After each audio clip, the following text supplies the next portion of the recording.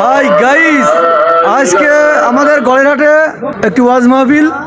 তা আমি আপনাদের দেখাবো যে মাহফিলের ভিতরে কয়জন লোক আছে আর বাইরে কয়জন আছে।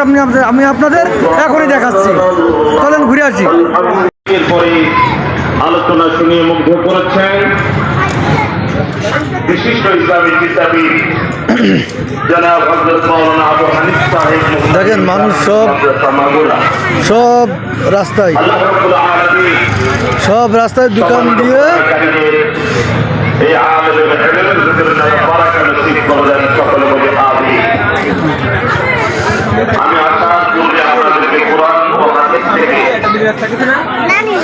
সূরা লুকমান থেকে আলোচনা শোনাচ্ছিলেন আপনাদের প্রিয় মানুষ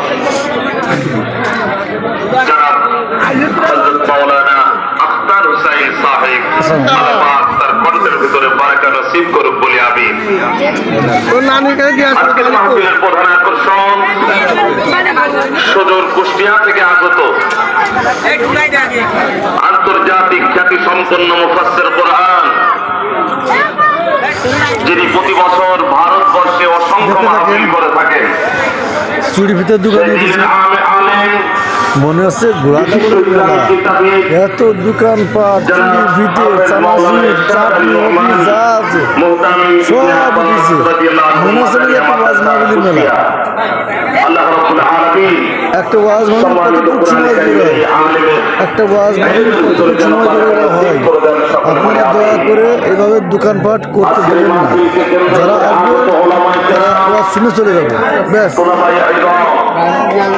আমার সম্মুখে বসা পিতার বয়সের বাবাজিরা, সমবয়সী বন্ধুরা, ছোট কচিকাচারা, পর্দার অন্তরালে অবস্থানরত সম্মানিতা পর্দানিশিনী আমার মা বোনেরা,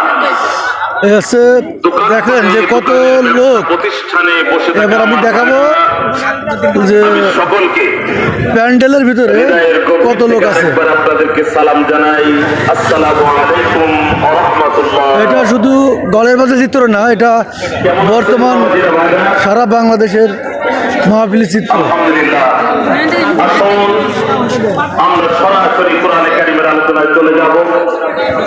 যারা দোকানপাটে অযথা আপনাদের সময়গুলিকে নষ্ট করছেন, কোরআনে কারিমের মাহফিলে চলে আসুন।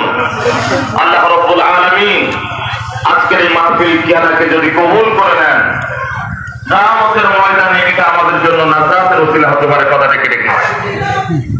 তবে সবাই কিন্তু এখানে আসতে পারবে না, সবাই পারেও না। দেখলেন 20 ভাগের 1 ভাগ লোক আছে প্যান্ডেলের ভিতরে, 20 ভাগ আছে দোকানপাট দিয়ে। এইভাবে আসলে বর্তমান সমাজে ওয়াজ মাহফিল চলে, বাড়িতে চালে বলে আসে